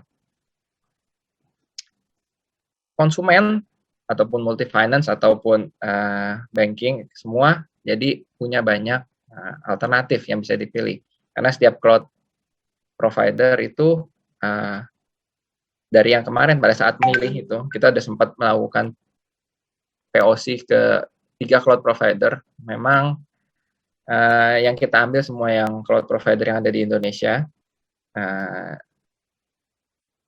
Satu yang dari luar yang udah ada di Indonesia, dan dua yang dari luar, satu yang dari skala nasional yang ada di Indonesia. Kita udah ngetes semua di sana, dan semua mereka memberikan standar layanan yang kita bisa bilang hampir mirip lah. Tinggal masing-masing pihak IT-nya, IT infrastrukturnya maupun IT security-nya go through detail. Kebutuhan kalian tuh sampai sejauh apa? Mau sampai, ya misalkan kita A sampai Z, mau sampai Z, atau kita mau butuh sampai G, atau butuh sampai semana, ya itu ujungnya balik lagi, risk appetite dari masing-masing perusahaan. Gitu. Tapi ya kita jujur WOM juga nunggu nih, dari Microsoft kapan bisa masuk. Nanti kita juga mau lihat, karena ya tadi saya 2 tahun lagi kita akan udah ke cloud untuk production. Jadi nanti kita akan kerjasama lagi bareng Koali untuk pindahin. Kalau yang kemarin di RC, ke depan kita jalanin production kok. Kita tunggu kabarnya. Oke. Luar biasa Pak Felix. Nah, tadi kan sudah disampaikan sama Pak Felix. Saya menuju ke Pak Panji. Kan kalau misalnya kita bisa lihat bahwa cloud itu kan menawarkan banyak pilihan alternatif menjadi alternatif yang baru, yang menarik, beneficial buat khususnya kita di pelaku industri, fleksibilitas, kemudian seperti itu. Nah, bisa diceritain nggak Pak? Maksudnya apa saja sih yang kita perlu pertimbangkan kalau multi finance ini menggunakan cloud dalam penerapan di RC ini Pak?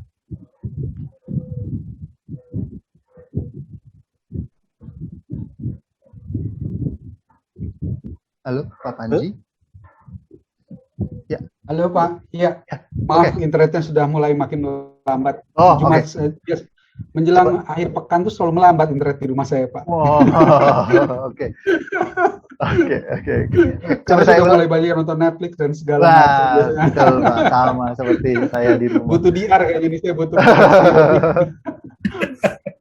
Baik, Pak. Saya izin, terima kasih pertanyaannya, Pak. Dan saya betul-betul mengapresiasi statement dari Pak Felix tadi bahwa dalam 2 tahun ke depan we'll go into the full cloud deployment. Luar biasa, Pak. Sebuah langkah yang memang menurut saya merupakan sebuah langkah yang tepat dari sisi proses bisnis dan model consumption ke depannya.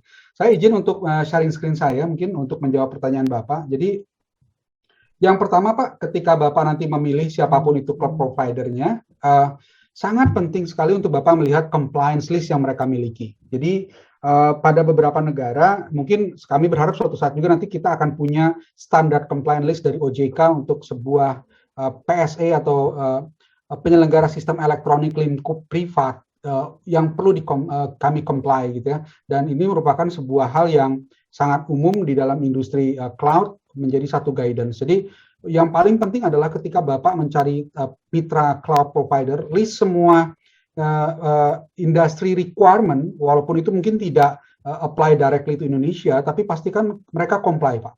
Jadi semakin banyak yang mereka comply, baik itu Sarbanes-Oxley ataupun yang standar dari 27001 untuk beberapa instance lainnya. Lalu ada yang spesifik untuk misalkan DFSI. Jadi itu yang harus kita cari dan pastikan mereka comply. Itu yang pertama, Pak. Kemudian yang kedua yang perlu Bapak perhatikan adalah Bapak cari cloud service provider yang menyediakan layanan untuk compliance management dan risk management. Jadi ini sangat penting bagi rekan-rekan pelaku bisnis untuk mencari mitra yang tidak hanya sekedar price wise yang Bapak kejar, tapi bagaimana Bapak melihat kemampuan mereka untuk membantu dari sisi compliance. Jadi kalau nanti ada pertanyaan, saya sudah punya deployment di Azure, kemudian dengan regulasi yang baru ini apa yang saya harus lakukan, maka silakan kita bermitra bersama dengan Microsoft, kita diskusikan workload apa yang ada di sana. Kami dengan senang hati akan membantu strategi yang ada. Walaupun data center kami akan datang dalam beberapa waktu yang dekat, ada beberapa strategi dan skenario yang bisa kami sajikan, misalkan hybrid cloud dan sebagainya. Kemudian setelah itu trust dokumen. Apakah Bapak bisa menerima audit report daily? Kemudian data protection strategi, kemudian juga innovation, pastikan itu ada. Kemudian dari sisi privacy, impact assessment terhadap data protection, data subject request yang terkait di GDPR ya. Kemudian breach notification, privacy resources yang bisa Bapak akses di dalam service katalog yang mereka berikan, sehingga Bapak mendapatkan visibility yang lebih. Jadi ini contoh yang kami sediakan dari sisi solusi compliance manager. Jadi ini menunjukkan untuk setiap instance yang Bapak miliki atau services yang ada di dalam cloud, itu bisa Bapak monitor seberapa banyak compliance score yang sudah dipenuhi.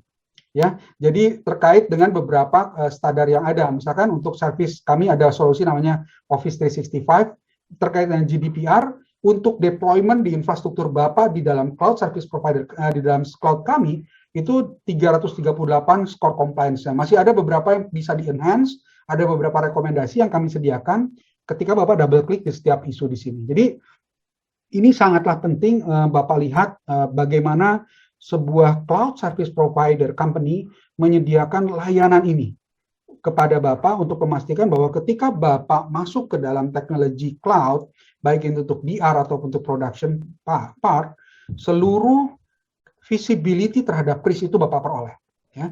Jadi ini yang ingin saya highlight sekali lagi, dan termasuk di dalam beberapa cloud service provider pun, termasuk kami, menyediakan beberapa addendum dari sisi kontrak yang memberikan keleluasan audit bagi para regulator seperti OJK, kemudian juga barangkali nanti Kominfo apabila terjadi, mohon maaf, ada data breach atau apa. Itu bisa kami berikan keleluasan melebihi dari struktur audit atau compliance yang biasa kami berikan. Jadi biasanya ini kami berikan pada FSI atau lembaga beberapa yang highly regulated organization atau company, di mana mereka membutuhkan lebih banyak akses terhadap data dan juga terhadap infrastruktur yang kami miliki untuk kebutuhan audit. Jadi pastikan hal-hal tersebut, Pak. Itu yang sangat penting, dan saya rasa itu menjadi tips and trick yang paling penting Bapak Ibu highlight, selain dari tadi dari sisi cost, tapi bagaimana risk ini dapat kita manage, bagaimana security compliant dapat kita manage di dalam infrastruktur cloud yang akan Bapak Ibu gunakan. Itu mungkin Pak Rio yang ingin saya highlight, Pak. Terima kasih. Terima kasih banyak Pak Panji. Luar biasa jawabannya. pembicaraan kita sangat seru Bapak-Bapak. Kita lihat juga di kolom question and answer sudah banyak yang bertanya. Mungkin kita masuk sedikit ke Q&A Bapak-Bapak ya. Boleh? Ini saya ingin angkat pertanyaan pertama dari Pak Wahyu Satrio Nugroho dari SMFL Leasing Indonesia. Saya ingin bertanya mengenai DRC. Menurut POJK 4 2021 ini, DRC tersebut harus dedicated baru atau bisa menggunakan DC yang sudah ada sebagai DRC. Seperti itu mungkin pertanyaannya. Tambahan informasi, SMFL Indonesia sudah punya 2 data center, satu di Jakarta dan satu di Cikarang ya. Jaraknya juga lebih dari 40 km. Mungkin dari Bapak-Bapak narasumber ada yang bisa menjawab. Mungkin dari Pak Ali mengenai DRC ini harus dedicated atau bisa menggunakan DC yang sudah ada sebagai DRC. Kalau secara aturan nanti tunggu Pak Arief ya. Kalau saya coba kalau saya jawab secara teknis. Ini yang saya masih belum tahu apakah dari 2 DC yang dimiliki tersebut, apakah dua-duanya sama production environment juga atau bukan. Kalau sama-sama production environment, maka tidak dianjurkan digunakan untuk hal yang sama untuk DRC. Gitu. Karena konteksnya untuk DRC ini harus site yang terpisah dari yang namanya DC. Kenapa demikian? Agar DRC ini bisa berfungsi sebagai backup, tapi bukan nebeng ke saya punya ruang server, nebeng deh saya taruh hard disk, saya taruh server di sana, boleh nggak dinyatakan DRC? Tidak seperti itu. Tapi benar-benar harus dia dedicated site. Oke. Gitu. Jadi tergantung dari bentuknya pemakaiannya 2 DC ini sebagai apa dulu. Ya. Dari Pak Ali. Ya, memang setuju dengan Pak Ali ya tadi. Esensinya adalah bagaimana kita nanti bisa beroperasi jika terjadi sesuatu hal atau risiko itu terjadi gitu ya. Maka di POJK nomor 4 ini sebenarnya sudah diatur juga di pasal 23.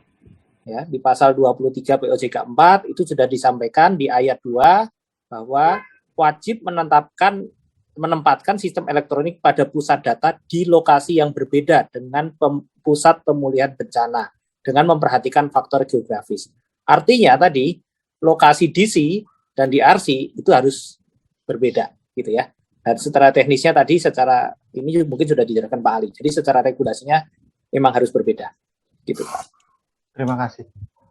Terima kasih Pak Arief sudah terjawab pertanyaannya. Kemudian yang kedua dari Pak Andreas tadi sudah terjawab ya Pak Andreas mengenai dari FIF Group terkait lokasi DR.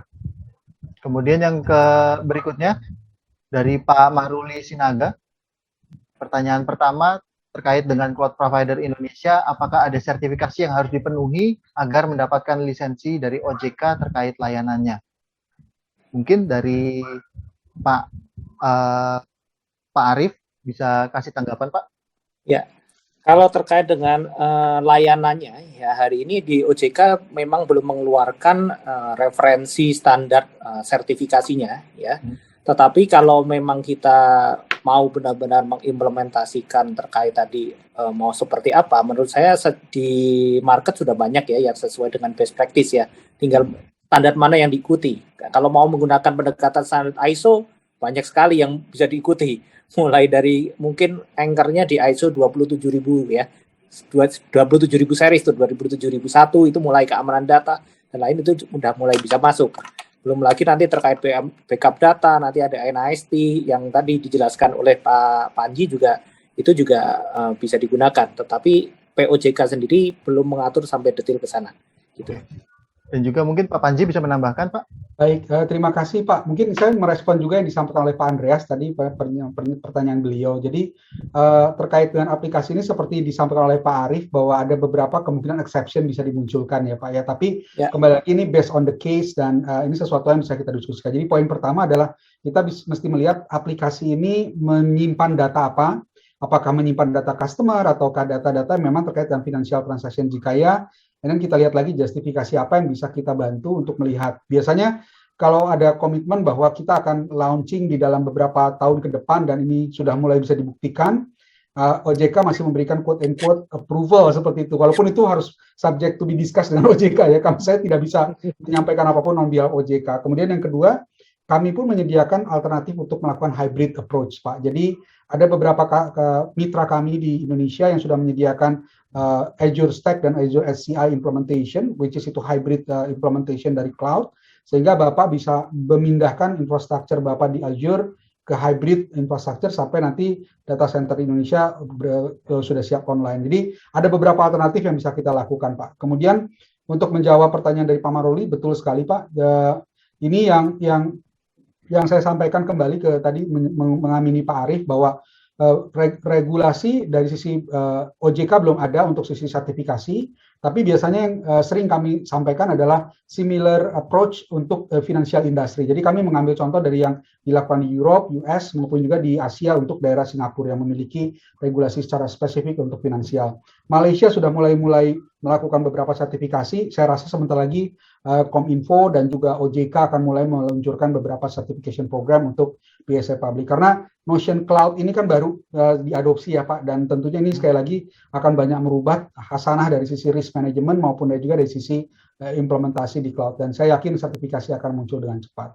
Dan untuk menjawab juga terkait dengan proses audit Pak, seperti saya sampaikan bahwa dari sisi cloud service provider, tidak semua, tapi di kami dari sisi Microsoft memberikan standar baru, only on Microsoft, kita bisa membuat klausa-klausa audit yang disesuaikan dengan kebutuhan regulator. Jadi kami betul-betul terbuka. Jadi kalau misalkan ada kebutuhan sekian hari atau sekian jam, kita dapat memperoleh visibility dari proses risk, day one, kemudian sampai ke day zero assessment, berapa jam berikutnya itu kita bisa penuhi. Dan akses itu kita berikan atas dasar konsen dari customer kepada regulator. Jadi kalau regulatornya sendiri datang kemudian konsennya belum jelas dari sisi isu rapot error atau rapot terjadi kriminalisasi data, itu harus dipenuhi terlebih dahulu. Karena kami betul-betul menjaga, walaupun ini diberikan exception kepada regulator, bukan artinya regulator bisa serta-merta melakukan audit tanpa sepengetahuan rekan-rekan pemilik layanan tadi ya, yang menjadi pelanggan kami. Jadi ini betul-betul mutual dan memastikan bahwa kami memberikan langkah terbaik untuk menjamin keamanan data Bapak Ibu sekalian, sementara tetap comply dengan kebutuhan regulator. Itu mungkin Pak tambahannya. Terima kasih. Terima kasih banyak Pak Panji atas jawabannya. Pak Arief tadi juga sudah menjawab. Kemudian saya akan pindah ke pertanyaan berikutnya dari Pak Gularman dari SMFL Leasing Indonesia. Saya ingin bertanya mengenai DRC. Apakah DRC di sini hanya berupa lokasi untuk server saja atau juga termasuk untuk ruang kerjanya? Mungkin dari panelis di sini yang bisa menjawab. Baik. Bergantung servis ya Pak Arief. Pak Arief mau menjawab tadi. Cuman beberapa, monggo Pak Arief dulu monggo Pak. Ya, kalau kita berbicara kepada regulasi, kembali lagi, ini risk appetite-nya masing-masing organisasi gitu ya. Saat kita bisa memastikan bahwa esensinya tujuan dari adanya pakai server, ruang server aja atau sekaligus tempat kerja, memang itu ada servis yang disediakan biasanya untuk vendor penyedianya itu. Dan pilihan kembali kepada perusahaannya. Tapi esensinya adalah jika memang ternyata tidak menggunakan ruang kerja, itu juga akhirnya perusahaan juga tidak bisa beroperasi, nggak tahu tempatnya beroperasi, ya mungkin itu bisa dipertimbangkan dengan ruangnya. Tetapi ini juga sebaliknya. Ada perusahaan yang justru menggunakan, kita sewa termasuk ruang kerjanya. Tapi kalau itu ternyata begitu saat ada ruang kerjanya, menuju ke area ruang kerjanya itu juga butuh effort yang jauh lebih besar, ya menurut saya itu tidak berfungsi dengan baik. Karena ini juga kita pernah melihat pada waktu saya implementasi, itu juga begitu. Wah, jangan-jangan kita ke sana begitu. Tadi makanya kalau kita berbicara jarak, itu salah satu pertimbangannya ke sana. Ternyata menuju ke lokasi DRC, kita sudah sewa sampai ruang kerjanya, menuju ke sana ini rutin ada banjir yang dilewatin, nggak pernah bisa lewat banjir itu, ya sama aja kan. Ya, jadi esensinya adalah nanti kembali kebutuhan. Tetapi jika nanti pendekatannya misalnya udah menggunakan pendekatan cloud gitu, ya mungkin ruang kerja sudah tidak menjadi suatu hal yang harus didiskusikan kembali, tapi bagaimana uptime, connectivity-nya itu yang akan menjadi esensinya ya, bukan ruang kerjanya. Kira-kira begitu. Ya, layanannya ya supaya kembali ke esensinya adalah bagaimana kita bisa mengakses data dan informasi yang ada di tempat itu. Gitu. Kira-kira begitu. Mungkin Pak Ali bisa nambahkan. Iya, saya setuju sih sama Pak Arief ya. Jadi sebetulnya dalam dalam penerapan DRC itu sebetulnya kita harus melakukan analisa bisnis impact-nya dulu gitu. Kalau tadi yang namanya ruang kerja itu tidak punya bisnis impact, kita sudah seharusnya tidak perlu membuat itu menjadi DR gitu, karena itu akan menjadi another cost gitu. Jadi kita harus lihat dulu selama kompornya bisa nyala, ya itu aja yang dibawa, kompornya aja gitu. Sedangkan yang lainnya nggak perlu dibawa gitu. Kira-kira aja seperti itu. Oke. Ya, oke. Menambahkan Apa, sedikit Pak? saja Pak dari Ya. statement dari Pak Arief dan Pak Ali, bahwa yang paling penting ketika kita bicara cloud disaster recovery adalah memang sekarang fisiknya tidak bisa tercapai dengan cepat, tapi yang Bapak cari itu adalah bagaimana visibility terhadap data diberikan sebaik mungkin oleh cloud service provider. Jadi ada portal, ada assessment tools, ada risk mitigation plan yang bisa didiskusikan bersama dengan cloud provider, dan dari cloud provider secara proaktif memberikan data yang cukup untuk Bapak untuk mengambil kesimpulan terkait dengan disaster recovery plan yang akan Bapak lakukan. Itu mungkin yang paling penting. Ya. Terima kasih banyak penjelasannya Pak Panji, Bapak-Bapak panelis sekalian pada sore hari ini. Tidak terasa ya Pak ya, pembicaranya seru sekali. Kita ngomongin POJK MRTI ini, dan karena keterbatasan waktu, mungkin juga sesi kita nggak bisa menjawab semua pertanyaan yang sudah masuk. Mohon maaf sebelumnya kepada Bapak Ibu hadirin sekalian yang ada di sini. Demikian acara kita masuk ke sesi door prize Bapak Ibu. Tadi yang sudah saya sampaikan di depan bahwa kita juga buat Bapak Ibu yang hadir di sini, kita sudah menyediakan door prize berupa Xiaomi Earbud untuk 2 pemenang gitu ya. Monggo silahkan panitia diputar rodanya. Yang pertama,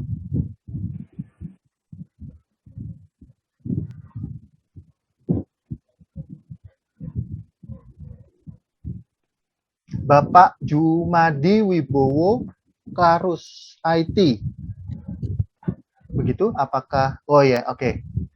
Baik, mungkin nanti dari panitia akan menghubungi Pak Jumadi Wibowo ya untuk penyerahan hadiahnya. Ada? Itu ada raise hand panitia.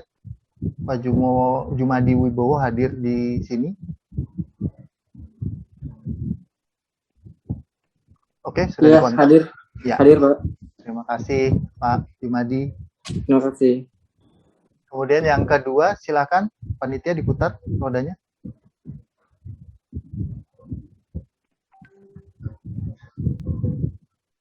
Pak Derajat Maulana Mitra Teknomadani, apakah hadir di sini? Pak Derajat mungkin bisa raise hand supaya panitia bisa notice. Oke. Terima kasih sudah dinotis oleh panitia, nanti akan dihubungi langsung oleh panitia. Terima kasih atas kehadirannya Bapak Ibu. Nah, dari pembicaraan ini kita sudah bisa, Bapak Ibu, kami harapkan bisa mengambil poin-poin penting dari implementasi POJK MRTI ini. Kami mengucapkan terima kasih atas kehadiran Bapak Ibu sekalian. Saya juga mengucapkan terima kasih kepada Bapak panelis yang sudah ada di sini, sudah menyediakan waktunya untuk hadir dalam diskusi ini. Bapak Arief Budiman, saya ucapkan terima kasih banyak. Pak Felix Priscilius, terima kasih banyak. Pak Panji Wasmana, terima kasih. Dan Pak Ali Nagasaputra, saya ucapkan terima kasih banyak. Baik Bapak Ibu hadirin sekalian, demikian acara yang sudah kami sampaikan. Oh ya, nih ada pesan sponsor dari kami gitu. Bila mana Bapak Ibu ingin melakukan diskusi terkait asesmen infrastrukturnya, kami menyediakan waktu add-ins untuk kita diskusi.